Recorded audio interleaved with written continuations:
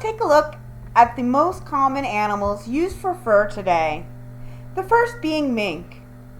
Mink is a classic fur, and it's made from a weasel-like animal. When one thinks of a classic fur coat, it's usually a mink fur coat that comes to mind. One thing that we'll see in common with all of these animals is a nice dense fur, and they're all very, very soft to the touch. This is a wild mink, and many minks harvested for their fur have a nice natural brown color like this. However, as we saw before in the mink farm, minks that are raised specifically for their fur have been bred to be white. This is because white fur is easier to dye, and the white mink can be dyed any color.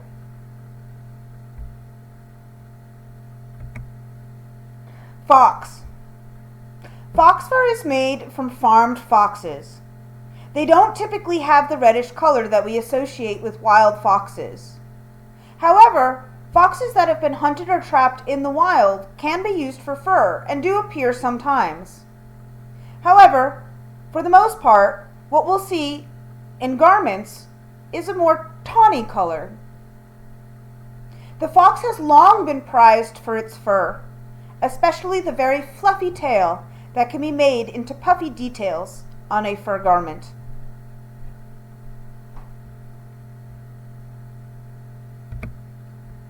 Rabbit. A wide variety of rabbits can be bred for fur use and are popular in the fur industry. That is because they breed very quickly and can be raised very easily without a lot of room. Like all furs, rabbit furs can also be dyed an array of different colors.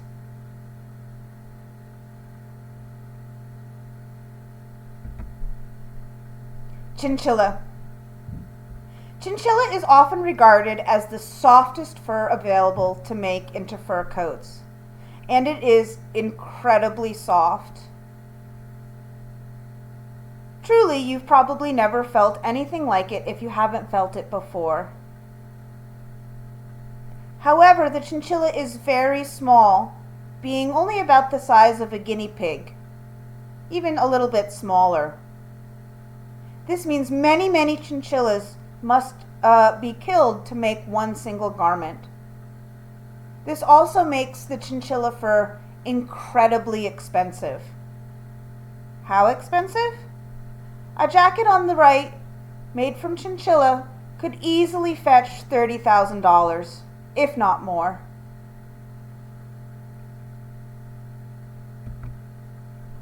Mohair. Now, we covered mohair before in our wool section, and this is because mohair is not really a true fur. It's not attached to skin and does not require the death of an animal for its harvesting. It looks a lot like fur though, so I'm going to include it here. The hairy furry part of mohair is anchored to a knit or woven backing and not a skin. True mohair is made from yarn spun entirely from Angora goat wool. It is then brushed to pull up a fluffy pile, which again can look an awful lot like fur. It's awful soft too. Now, the term mohair can refer to any type of super fluffy knit or woven, regardless of the fiber content.